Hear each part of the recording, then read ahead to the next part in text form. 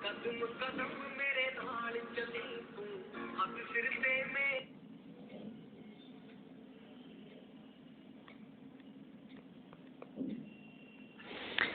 Hello दोस्तों, मैं Ajit Kumar Singh हड़ीसा classes Patna की यूट्यूब चैनल पर आप सभी को स्वागत करता हूं। आज हम देखेंगे एसएससी सीजीएल 2022 में पूछे गए सारे क्वेश्चन को। सीजीएल हो या सीपीओ, उस मेन एग्जाम के लिए हम क्वेश्चंस को देख रहे हैं। सेंटेंस इंप्रूवमेंट हमारा आज का टारगेट है। देखेंगे जितने भी एसएससी सीजीएल दिसंबर 2022 में जो एग्जाम हुआ है उसमें जितने भी सेंटेंस इंप्रूवमेंट के क्वेश्चन हैं उन सारे को देखेंगे। आप लोगों से एक बेहद रिक्वेस्ट है कि आप सभी जो है मेरे चैनल को सब्सक्राइब कीजिए, शेयर कीजिए। तो चलिए बिना समय को गवाए हुए आते हम लोग क्वेश्चंस को देखते हैं। चलो भाई, पहला क्वेश्चन लिखा है कि he was looking into his book for the last 2 hour but couldn't not find it. तो कह रहा कि पिछले 2 घंटों से वो किताब में क्या कर रहा था। आगे लिखा कि but could not find it, आगे कुछ उसे मिला नहीं। हम लोगों को यहाँ फ्रेजल टर्म का यूज किया गया है। सबसे पहले तो आप देखोगे कि विकल्प को एलिमिनेट करने का कोशिश करो दोस्त। आप मेरे भाई ये देखोगे कि 1 नंबर विकल्प नहीं ले सकते हैं, क्योंकि एबव का मतलब होता है ऊपर। कहने का मतलब है कि कोई चीज नीचे है और उसके ठीक ऊपर, यानी कहीं भी ऊपर कहीं भी होगा तो आप एबव लगाइए। ओवर तब लगाते हैं जब मुड़िया के ठीक ऊपर पंखा नच रहा है, तो ओवर द हेड कहते हैं। इसका मतलब है कि आप एबव का मतलब ऊपर, लेकिन एनीवेयर ऊपर कहीं भी होगा। यहाँ अब किताब यहाँ है, इसके ऊपर कहाँ खोजोगे, तो ये तो चलेगा नहीं। लुक डाउन अपॉन एक फ्रेज होता है जिसका मतलब होता है नीची निगाह से देखना, किसी को घृणा की नजर से देखना, तो ऐसा भी यहाँ कोई सेंस नहीं है। अब लुक आफ्टर जो है, लुक आफ्टर का मतलब होता है टेक केयर ऑफ, देखभाल करना। ध्यान रहे, एक टेक आफ्टर भी होता है, जो कि टेक आफ्टर का मतलब होता है रिजेंबल, सिमिलर टू, मिलता जुलता होना, बाप के जैसा बेटा, तो कहते हैं कि टेक आफ्टर। तो यहाँ लुक आफ्टर लिखा है, इस लुक आफ्टर का मतलब होता है टेक केयर ऑफ, यानी देखभाल करना। यहाँ किसी व्यक्ति को देखभाल करने की बात तो है नहीं दोस्त, तो आप टेक केयर भी नहीं लगा सकते। अब लुक फॉर लिखा, लुक फॉर का मतलब क्या, सर्च करना, तलाश करना, खोजना। तो यहाँ वो जो है पिछले 2 घंटा से बुक में जो है किताब में खोज रहा था, लेकिन उसे कुछ मिला नहीं, इसलिए आंसर हमारा यहाँ 3 बिल्कुल करेक्ट है। तो चलो देखते हैं अगला क्वेश्चन को। आगे ध्यान रखोगे कि भाई लिखा है कि आफ्टर फिनिशिंग हिज स्कूल। अब ये आफ्टर प्रेपोजिशन है। कई बार रीअरेंजमेंट में हम लोगों को ये ध्यान रखना होता है कि जब भी प्रेपोजिशन से किसी सेंटेंस को आप आरंभ कर रहे हैं तो इसकी समाप्ति कॉमा पर आपको करना पड़ेगा।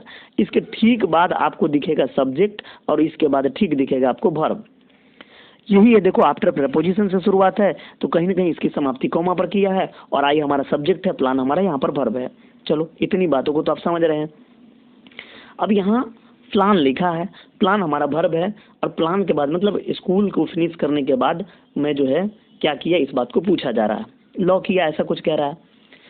अब यहाँ पर देखोगे कि भाई प्लान है, अब इसके बाद हम क्या लगाएं। तो पहले तो बेसिक बात को समझ लें कि भाई टू के बाद बेस फॉर्म चौथा होगा नहीं। ये बात आप जानते हैं कि टू के बाद वर्ब का बेस फॉर्म क्या लिखा जाता है, तो पहला लिखा जाता है। यहाँ टू के बाद B4 लिखा हुआ है, तो ये ऑप्शन तो चलेगा नहीं, तो ये नो सब्स्टिट्यूशन वाला ऑप्शन तो पहले ही चला जाएगा। इन प्रेपोजिशन है, प्रेपोजिशन के बाद आपको मालूम है दोस्त कि वर्ब का बेस फॉर्म चौथा लेते हैं, तो ये भी 2 नंबर नहीं चलेगा।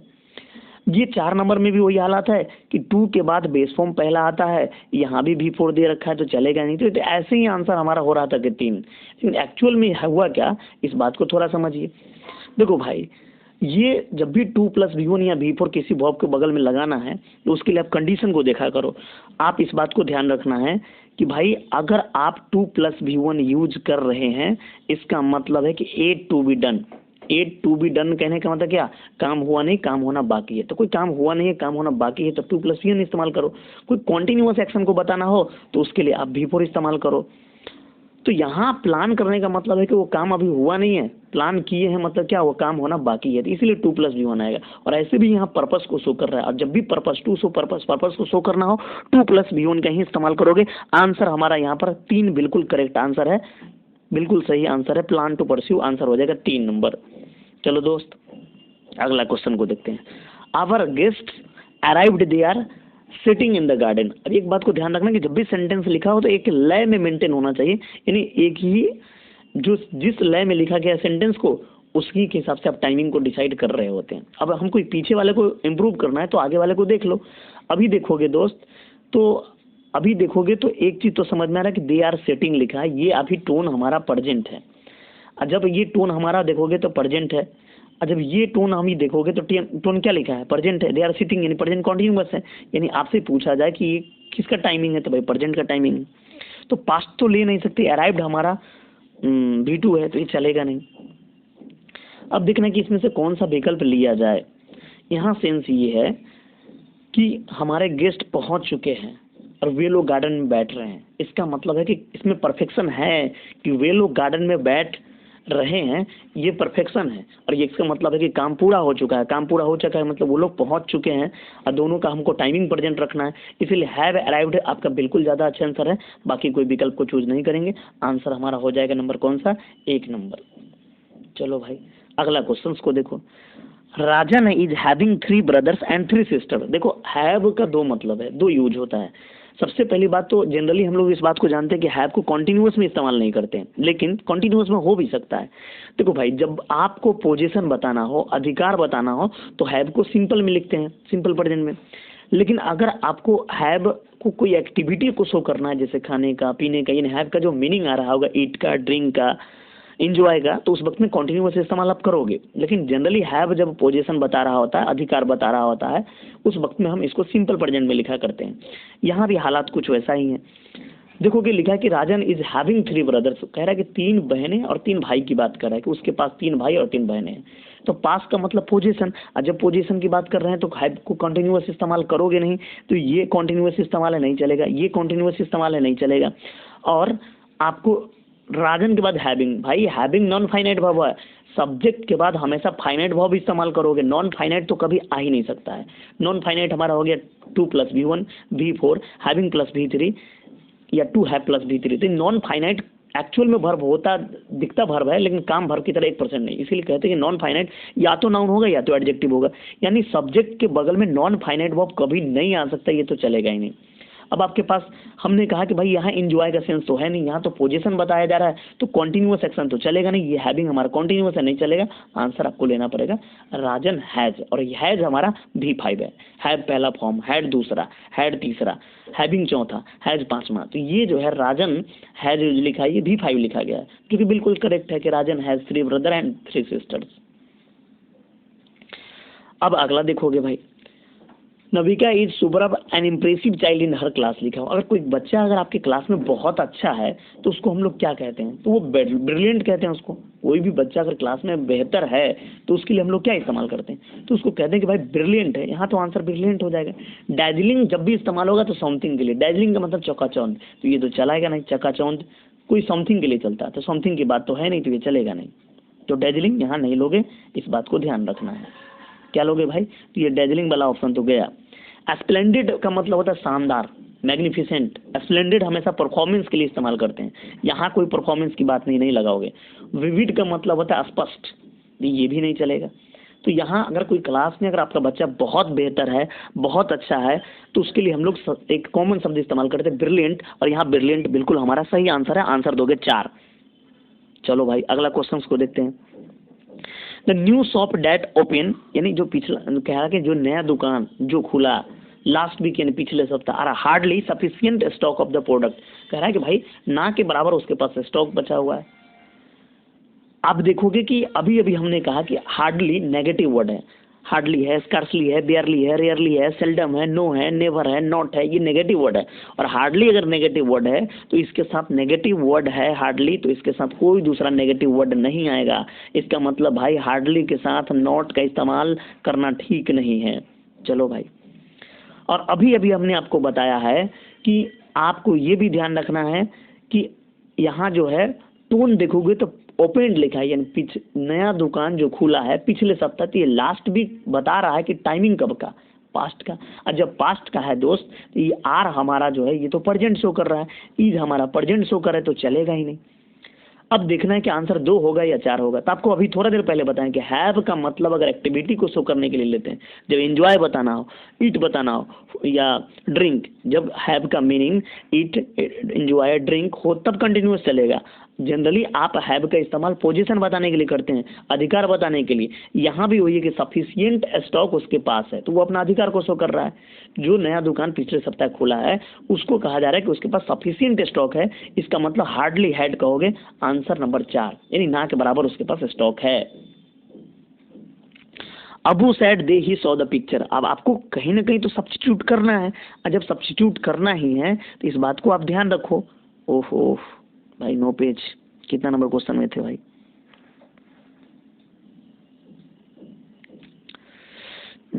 ये तो हो गया था, ये इस क्वेश्चन को देख रहे थे ना। चलो देखते हैं। अब अबू सैड लिखा है, इस सैड भी टू, अब भी टू का मतलब अब की बार टोन कब का लिखा है? पास्ट का है। आज जब पास्ट है तो आगे भी पास्ट, तो विल तो हमारा प्रेजेंट, वुड हमारा पास्ट होता है तो ये तो चलेगा नहीं। हैज हमारा प्रेजेंट, जबकि हैड हमारा पास्ट होता है तो ये चलेगा ही नहीं। और आपको इस बात को देना, सेंटेंस अभी ठीक ही लिखा है, गड़बड़ नहीं है, लेकिन आपको इस बात को ध्यान रखना कि सब्स्टिट्यूट तो करना ही है। और जब सब्स्टिट्यूट करोगे तो ही सॉ द पिक्चर का मतलब क्या, कि पास्ट में देखा है उसने मूवी। अबू ने कहा कि वह पिक्चर को देखा है, देखा, उसने पिक्चर को देखा, यानी काम खत्म हो गया। लेकिन उससे और पास्ट बताओगे, बहुत पहले, पास्ट ऑफ पास्ट तो कहते हैं कि पास्ट परफेक्ट में। तो यहाँ आपके पास आंसर अंडरलाइन भी गलत नहीं है, लेकिन आपको यहाँ पर सब्स्टिट्यूट करना है, इसलिए आंसर नंबर आप 4 लगा लोगे तो भी ठीक ही है। तो आज किसी वजह तक, आज थोड़ा कम ही क्वेश्चन मैं रख पाया, और क्वेश्चन होना चाहिए दोस्त। हाँ है तो, सॉरी और क्वेश्चन है भाई, चलो देख लेते हैं। अब क्या कह रहा है, सैलोमन ऑलवेज रेफर। अब ये जो रेफर लिखा है उसको थोड़ा सा देख लो भाई। रेफर जो लिखा है, रेफर के साथ हमेशा प्रेपोजिशन टू आता है, ये वर्ब है रेफर, रेफर के साथ प्रेपोजिशन टू, ध्यान रखना। रेफर टू बराबर होता है एल्यूड टू, एल्यूड के साथ भी टू प्रीपोजिशन लगाओगे। इसी से बना हुआ रेफरेंस, रेफरेंस के साथ भी प्रीपोजिशन टू लगाते हैं।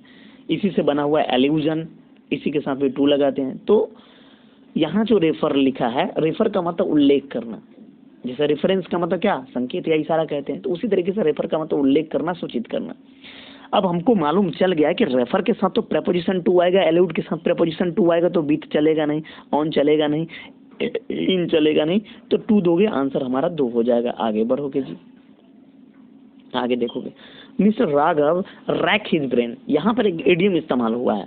तो रैक हिज ब्रेन जो लिखा है, रैक वंस ब्रेन का मतलब क्या, अपने दिमाग पर जोर डालना।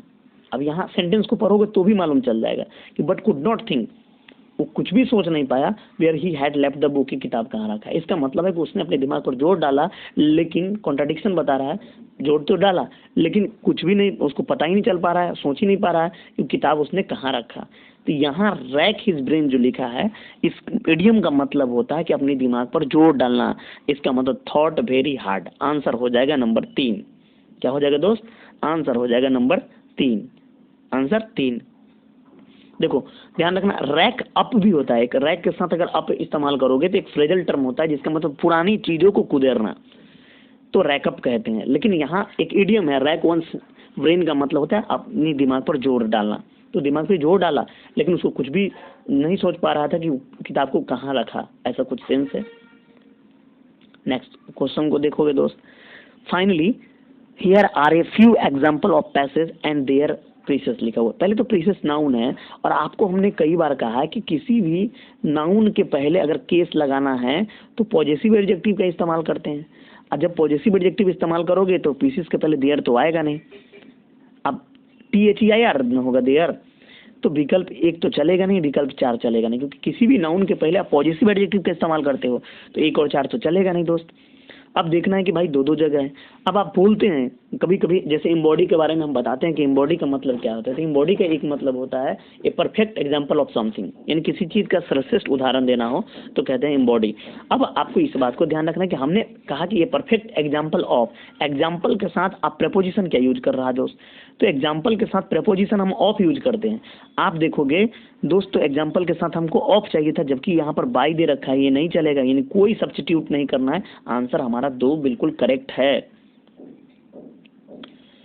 चलो तो आज की क्वेश्चन यहीं समाप्त करते हैं, देखेंगे फिर नेक्स्ट वीडियो में जो भी इंप्रूवमेंट का क्वेश्चन है हम देखेंगे। लेकिन आपसे एक रिक्वेस्ट है कि मेरे चैनल को ज़्यादा से ज़्यादा आप शेयर करें, सब्सक्राइब करें, ग्रुप में डालें, ताकि और भी आपके लिए मैं वीडियो इनिशिएटिव होकर मैं आपको डाल सकूं, और भी वीडियो मैं आपके लिए लेकर आऊं। और MTS के लिए हम आगे एक नया कोर्स भी लॉन्च करेंगे, जो कि थोड़ा मेरा माइक आने वाला है और थोड़ा पेन जो लिखने वाला है। तो डिजिटल बोर्ड तो है नहीं, लेकिन इसी पे काम चलाते हैं ताकि आपको कुछ दिया जाए ऑनलाइन। तो ठीक है दोस्त, मिलते हैं नेक्स्ट वीडियो में। Okay, bye bye, thank you.